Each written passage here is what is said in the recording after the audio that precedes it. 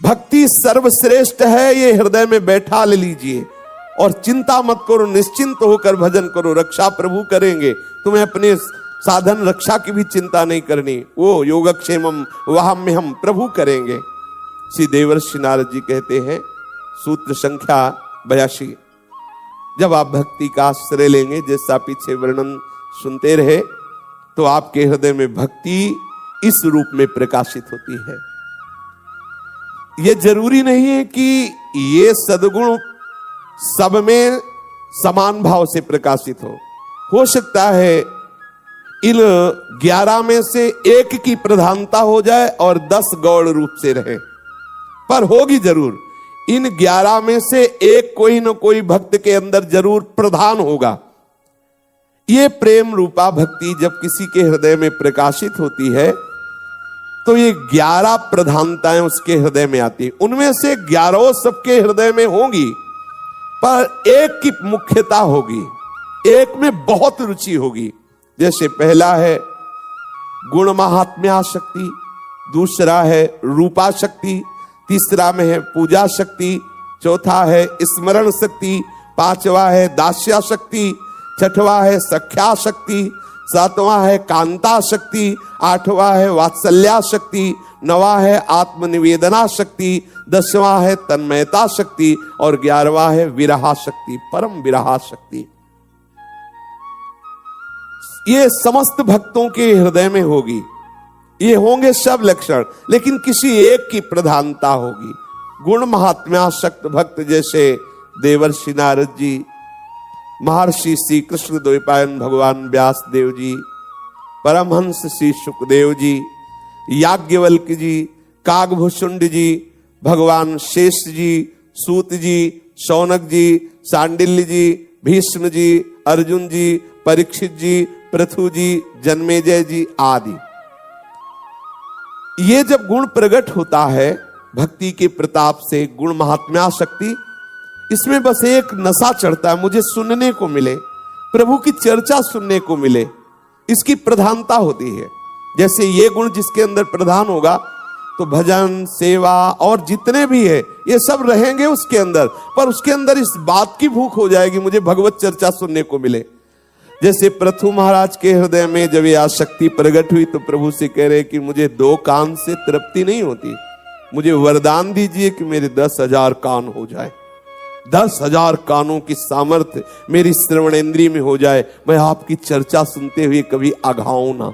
यह आसक्ति, अलग अलग रुचि होती है। भक्ति जब प्रकाशित होगी तो ये गुण होंगे, लेकिन किसी किसी में एक गुण की प्रधानता पाई गई। जिसके अंदर गुण महात्मा आसक्ति होगी उसको हर समय यही लगेगा, अगर कहीं चर्चा सुनने को मिले तो सब गौर कर देगा, भाग के वहां जाएगा, सुनेगा। वो भगवत चर्चा सुनने का बहुत ही आसक्त चित्त से वो रागी होता है।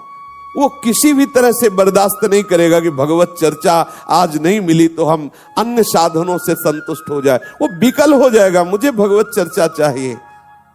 वो जहां जहां पी की बात सुने खोजत 3 गैनन, वो बावरों सो रस में फिरे खोजत नेह की बात। वो बावरा होकर यही ढूंढेगा, मुझे भगवत चर्चा सुनने को मिले, मुझे प्रेमी महाभागवतों के मुख से भगवत चर्चा सुनने को मिले।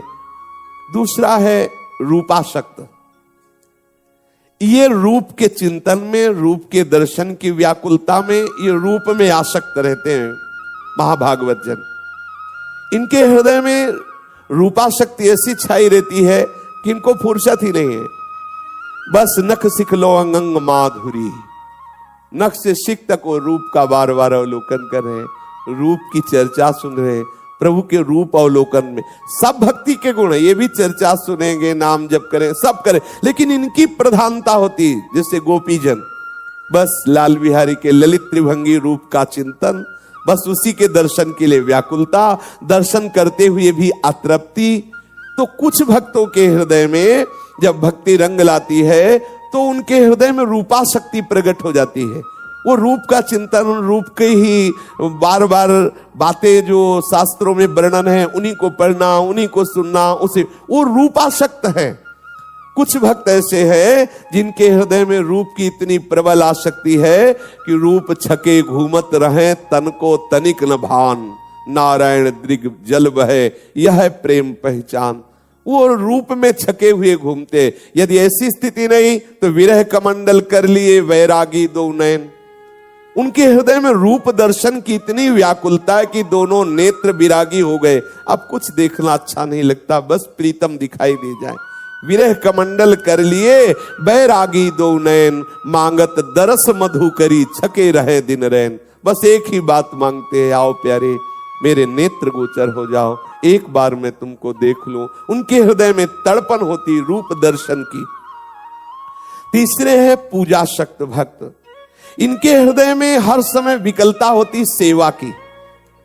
श्री जी को इस समय श्रृंगार करना है, श्री जी को ये भोग लगाना है, श्री जी को ये कर, उनके चिंतन का विषय सेवा हो गई। एक बार देवर्षि नारद जी महाराज बहुलाश्व के यहां पहुंचे तो देखा सेवा में औरत थे। बहुत ही सेवानिष्ठ महापुरुष, राजा होते हुए भी ठाकुर सेवा में प्रातः प्रवेश कर जाते और 2 बजे के बाद भोग लगा के बाहर निकलते। 2 बजे तक केवल, इसके बाद और राजकाज की सेवा करते।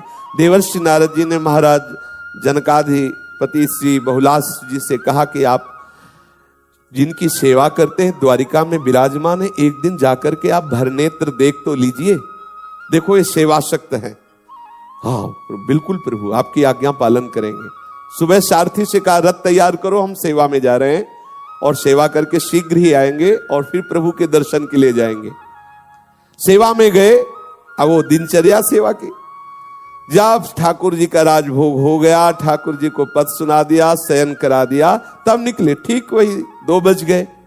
फिर कहा आज तो समय हो गया, अब कल तैयार। रोज रथ तैयार होता और रोज विलंब हो जाता। सेवा में इतने तन्मय रहते। रोज कई ऐसे महान भक्त देखे गए, भक्तमाल जी में चरित्र में आते हैं, कई प्रगट में भी ऐसे जो सेवा शक्त हैं। ठाकुर जी, द्वारिकाधीश जी, बड़े बड़े परमहंस महापुरुषों को साथ लेकर स्वयं आए दर्शन देने। महाराज बहुलाश और महान जप में निमग्न श्रुतदेव ब्राह्मण, दोनों को एक साथ ही दर्शन दिए प्रभु। दोनों को एक साथ ही घर गए। दोनों इस रहस्य को नहीं जान पाए। स्वयं प्रभु आए चल करके द्वारिका से और महाराज बहुलाश को नेत्रों का परम सुख प्रदान किया। सेवा सुख, सेवा शक्ति, उनको सेवा का ही विचार रहता है। जैसे श्री जयमल जी श्री प्रिया प्रीतम जी को शयन कराया और अपने महल में जे भी शयन में गए तो विचार किया कि अगर एक ऊंचा महल होता, उसकी ऐसे ऐसे खिड़कियां खुली होती, फिर उसमें प्रिया प्रीतम शयन करते, कितना अच्छा होता। निर्माण शुरू, ऐसे ऊपरी खंड में ऐसा निर्माण, सुंदर महल की रचना जिसमें प्रिया प्रीतम शयन करेंगे, सुंदर निर्माण करा के, सुंदर शैया, सुंदर सब। अब भावना में मगन प्रिया प्रीतम शयन कर रहे और सीढ़ी लगा के जाना, सीढ़ी हटा लेना कि कोई दूसरा ना जा पाए। एक बार उनकी पत्नी को लगा कि आखिरकार ऐसा क्या है कि केवल यही जाते हैं, ना सेवक को जाने देते हैं, ना कोई किसी से बात कर बताते हैं कि है क्या उस महल में। तो जब वो शयन करा के गए तो सीढ़ी लगा के जब ऊपर गए तो देखा कि गौर श्याम जोड़ी शयन कर रहे। प्रिया प्रीतम तत्काल उतर के आए और जयमल जी को जब पता चला तो उन्होंने कहा तुमने हमारे प्रभु को विक्षेप क्यों दिया, वहां क्यों गई? बोले हमें देखना था कि आखिरकार इस महल में क्या है जो आप एकदम एकांत सेवन करते हैं, कभी बताते नहीं, किसी को जाने नहीं देते। तो जयमल जी ने पूछा आपने क्या देखा? बोले देखा कि श्याम सुंदर के समीप गोरी प्रिया जो शयन किए हुए।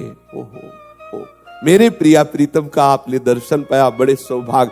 तो ये वो हर समय सेवा चिंतन में, इस समय प्रिया प्रीतम का ये सेवा, इस समय ये सेवा। वो कुछ भक्तों में प्रधानता होती है, जैसे गुण महात्म्य में रूपा शक्ति, तो किसी में सेवा शक्ति। इस समय प्रियालाल अब बैठे हैं सत्संग में, लेकिन बार बार उनके हृदय में एक ऐसे खिंचाव हो रहा है कि प्रिया प्रीतम का श्रृंगार करना है, प्रिया प्रीतम को, ये हो रही सेवा, ये सेवा हो रही। वो चैन नहीं, उनका हृदय बार बार उनकी सेवा भाव में मगन है।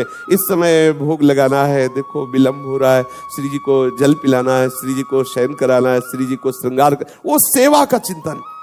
कुछ भक्त होते हैं जिनमें सेवा, पूजा शक्ति, सेवा शक्ति होती है। और चौथे होते हैं स्मरणा शक्ति। उनको प्रभु के स्मरण में बहुत आनंद आता है। ना तो ऐसा नहीं कि सेवा नहीं करते, पर सेवा शक्ति नहीं है, सेवा करते हैं, गुण महिमा सुनते हैं, प्रभु के रूप में भी प्रियता है, लेकिन उनकी जो आसक्ति है प्रधान स्मरण, बैठे हैं प्रभु के स्मरण में डूबे हुए हैं, प्रभु का नाम, प्रभु का मंत्र बस निरंतर चल रहा, मंत्र में आसक्त है, स्मरण चल रहा, ये स्मरण प्रधान भक्त है।